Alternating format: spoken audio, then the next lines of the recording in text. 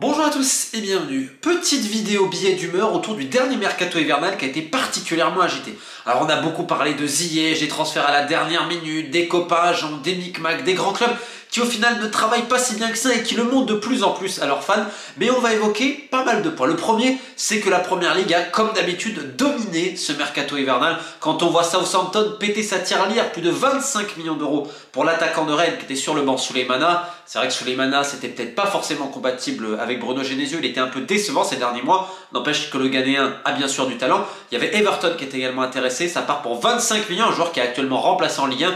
Ah bien sûr ça vous montre cette idée de folie des grandeurs, comme on a pu le voir avec Nottingham Forest l'été dernier, et même cet hiver, puisque Nottingham est sur le point normalement de finaliser André Ayew. Alors il y a eu des transferts à Newcastle, mais bien évidemment, le mercato hivernal c'est Chelsea, qui s'est refait un effectif suite au rachat. Alors il y aura une vidéo particulière, on expliquera qui fait quoi à Chelsea, parce que c'est le début d'une nouvelle ère, plus de Roman Abramovich, plus de Marina, la dame de fer, et donc un fonctionnement qui est complètement chamboulé. Et c'est tellement chamboulé que dans les nouveaux arrivants, tu as des mecs complètement perdus. Alors, premièrement, on va dire, mais oui, regardez Ziyech. Comment c'est passé? On en parlera un petit peu après. Mais le cas Ziyech n'est pas isolé. En fait, Chelsea, tout ce mercato-là, quand tu parles à pas mal d'agents, quand tu parles à des recruteurs, etc., on te dit, ils viennent d'arriver et les mecs sont pas forcément prêts. Et il y a beaucoup de problèmes de communication en interne, particulièrement au niveau administratif.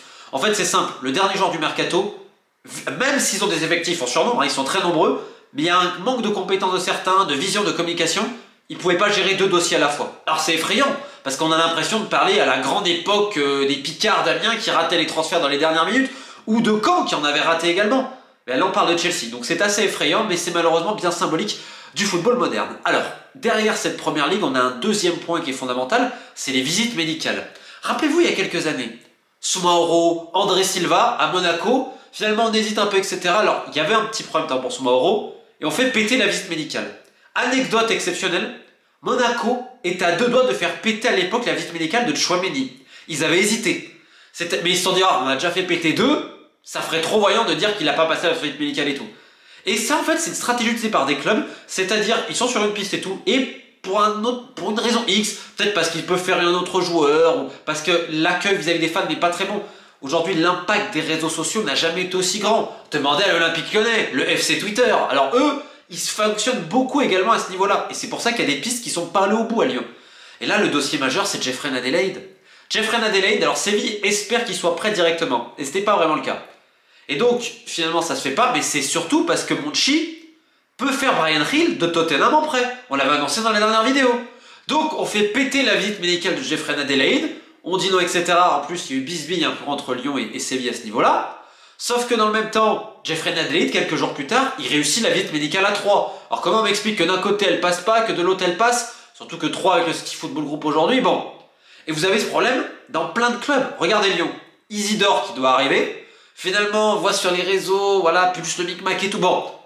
Et on fait péter la visite médicale aussi. Alors est-ce que la visite elle pète vraiment? Ou est-ce que derrière, c'est par l'environnement et par les opportunités qu'on se dit non, en fait, on va aller sur un autre joueur, en l'occurrence de Lyon, le cas Sarr, qui joue à Eindhoven pour plus de 10 millions d'euros. Donc en fait, cette idée de faire péter les visites médicales, c'est de plus en plus courant, et dans le même temps, tu as des joueurs parfois qui signent dans des clubs, avec un avis défavorable du médecin, mais les directions sportives l'emportent et disent non, on va prendre le risque, etc.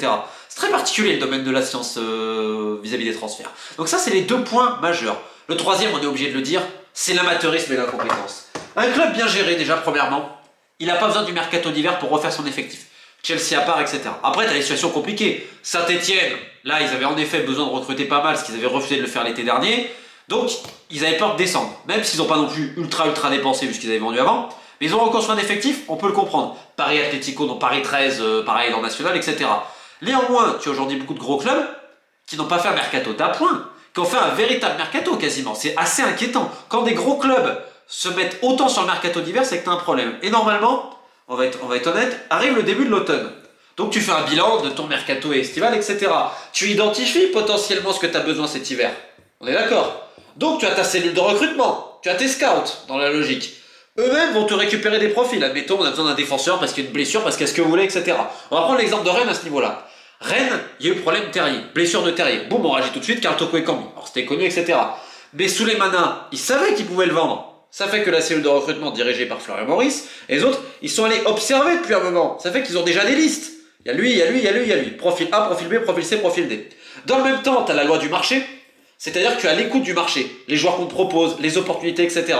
Donc là, ça doit t'amener de l'appoint. Mais ça ne peut jamais être les suggestions d'agents, les opportunités de marché, ta base de recrutement. Le problème aujourd'hui, c'est qu'on a des clubs, particulièrement en France, c'est ça, c'est l'Olympique Lyonnais. L'Olympique Lyonnais termine le mercato estival, il y a tout ce qui se passe derrière. Laurent Blanc réclame un numéro 6 avec un peu d'impact physique. Tu te dis, il y a quand même des gens. Non, on attend ça. Déjà, on n'anticipe pas sur le temps et on se fait déborder. Alors, on a tout eu à Lyon. Enzo 11e, on a essayé parce que Laurent Blanc, je crois, l'avait eu au Qatar, etc. On a essayé à la fin Bakayoko, on en avait parlé, qui n'avait pas joué depuis je ne sais pas combien de temps. On leur a proposé des joueurs et tout. Fernando, ils ont aussi essayé de Séville, mais c'était trop tard. Mais lunaire. Attendez, à Lyon, la priorité, c'est un 6 physique. Les 2 recrues, c'est 2 joueurs offensifs. En plus, à des prix. Alors bon, on leur souhaite le meilleur des chances. Évidemment, on a aussi le multi-club ownership, qui est un autre problème. On avait parlé l'été dernier avec Nancy Ostende, vous savez, même propriétaire, des clubs partent d'un côté, un de l'autre. Alors ça aidait bien Nancy quand on avait besoin justement de fonds. Ostende récupère un joueur pour 4-5 millions. Là, Botafogo, financièrement, c'est vrai qu'ils avaient peut-être besoin d'un petit truc. Hop, t'as un joueur de Botafogo qui arrive à Lyon, alors visiblement très talentueux, pour plus de 10 millions. Quand tu vois comment il a été acheté il y a quelques mois, tu rigoles un petit peu quand même. Donc ça, c'est un petit peu ce jeu aussi des chaises musicales. Mais le mercato de Lyon, on en avait parlé, c'est incompréhensible. C'est devenu une risée aujourd'hui en Europe Lyon. C'est-à-dire on va leur refourguer des joueurs. Tous les joueurs ambitieux quasiment veulent pas venir. Yes, ils ont fait quand même vis-à-vis d'Isidore, c'est quand même pas non plus super cool pour le joueur. Et au final, tu te retrouves avec un effectif qui est toujours brinque-ballant et tu n'as rien anticipé. Mais attendez, le PSG c'est pareil. Le PSG a depuis cet automne pour travailler. Mais bon, Luis Campos déjà, à la fois qui gère le recrutement de Celta Vigo et du PSG. Déjà, comment c'est possible? Comment on accepte ça? Premier point.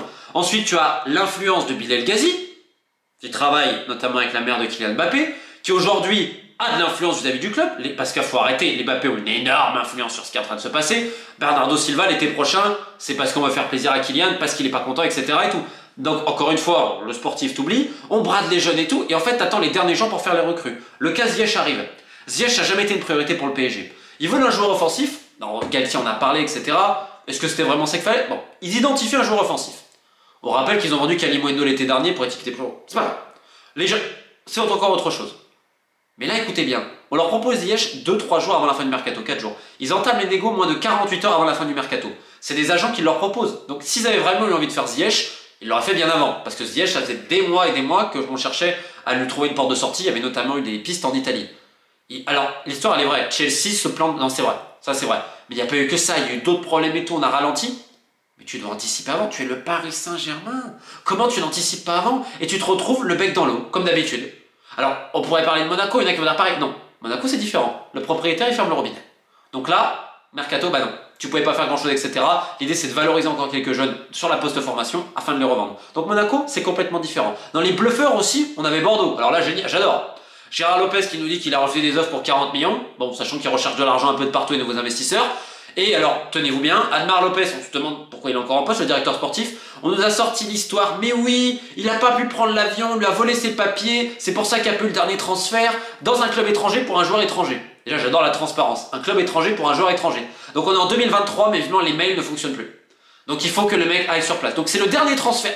Je veux dire, Bordeaux, c'est les derniers des Mohicans. C'est-à-dire que tout se fait numériser aujourd'hui. Ah bah non, pas au Girondins. Et puis le lendemain, on te dit une autre histoire. Non, en fait, on pense que l'effectif, c'est suffisant, etc. Alors, je suis quand même fan du numéro d'illusionniste. C'est comme quand à Séville, Monchi, maintenant va te dire, moi je pense au club, je ne pense pas au business. Monchi, il y a 10 ans quand même, énorme respect pour ce qu'il a bâti. Mais les 2 dernières années, tu regardes Séville, tu regardes certains deals et les agents qu'on met dedans, tu dis, ah bah tiens, visiblement il y en a un autre qui a compris que la soupe elle était bonne. Donc, quand tu vois un peu ce milieu psychédélique, tu te dis, c'est la place à toutes les dérives. Et la place à toutes les dérives, on le voit également en Belgique. Aujourd'hui, les clubs ne peuvent plus vraiment lutter. On pense à Anderlecht, qui a été baladé par quelques agents, etc.